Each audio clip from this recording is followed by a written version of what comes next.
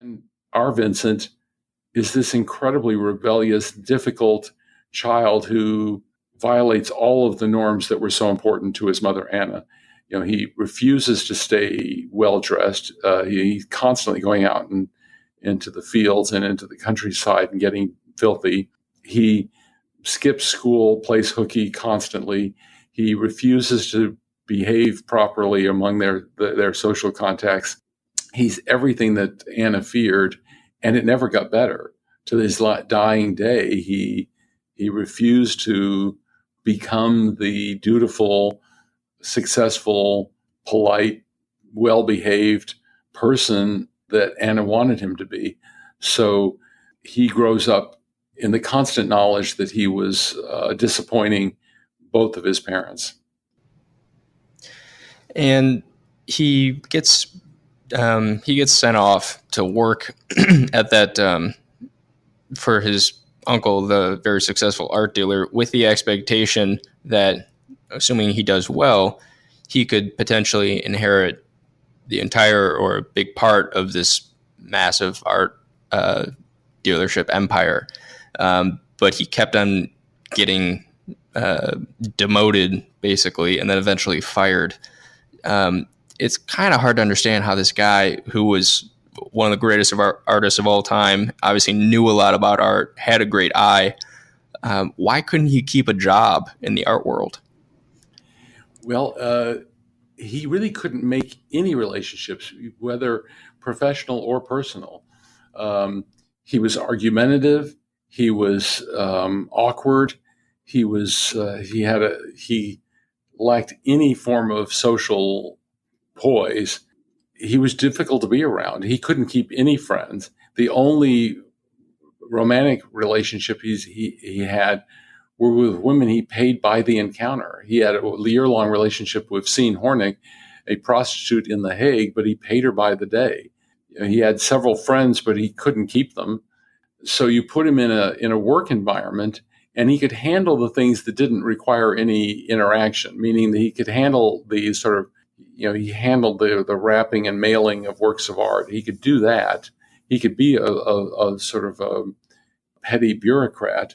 But if you put him in contact with anyone, whether his bosses or the customers, he messed it up. There's a very amusing incident in Paris in the gallery where two women come up to him and ask him questions about something they're looking at. And he tells them what bad taste they have to be looking at this work, and that they really need to be looking at this other much better painting over here. And they understandably are infuriated by this insulting behavior and walk out of the gallery. Well, you can imagine being his boss and thinking this is going to be you do not want this guy around a potential sale. Right. And as you say, he went into the gallery because his uncle Vincent had no children, and because Uncle Vincent was close to Doris, the pastor, and because Vincent was not only the namesake, but also the eldest son of the pastor, it was assumed that when Vincent went off to The Hague to work in the family gallery at age 15, that he would eventually run it and own it. But instead, he is immediately performing terribly and is then sent away to the London office with a demotion. Then that doesn't work out, so he's sent to Paris with a demotion. And in Paris, he's fired, and not only fired, but banished from ever stepping foot in the family gallery again. So, and this is made even worse by the fact that his younger brother, Theo, then goes into the family business and rises quite quickly through it because Theo had all of the charm and all of the interpersonal skills that Vincent lacked. So I think that gives you the beginning of a sense of what Van Gogh's adult life is going to be like. Right. So after that experience in the art world, he teaches for a little while, but he really wants to become a pastor like his father. What was that process like for him? And then when he finally did finally wind up preaching in the coal country, how did that work out for him? Was he well received? Well, to be a minister in the Dutch church in the 19th century, a lot of education. You had to have what was the equivalent of a PhD, and you had to know Greek and Latin, and it was a very arduous process, academic process. So when he develops this ambition to become a pastor like his father, having failed to become an art dealer like his uncle, he goes to Amsterdam, lives with his uncle, who's basically another uncle, who is the admiral of the Dutch Navy. It was a prominent family, but he has this teacher who's coaching him in these various subjects, and he just can't stay disciplined enough, despite his extraordinary intelligence, almost genius level IQ. He couldn't force himself to study. He's hardly the only one. We know that Einstein, flunked third grade math, although I'm told that might be apocryphal, but it does suggest that, that not all, there are people who are almost bored by academics because they're so smart.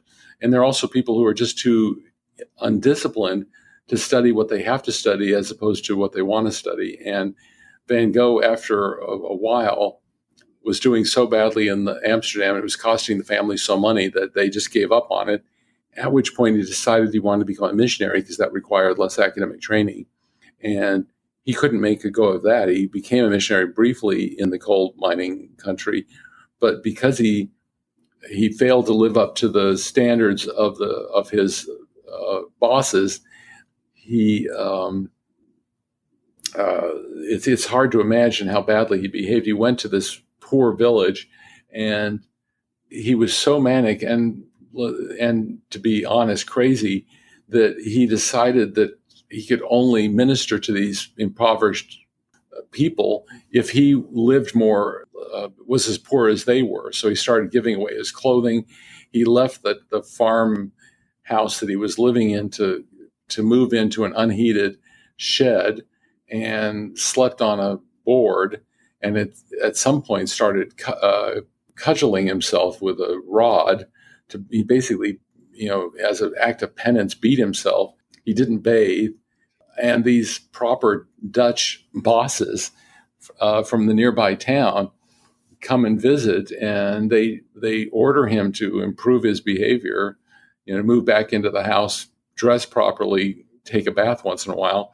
And he refuses to do all that, so they eventually fire him.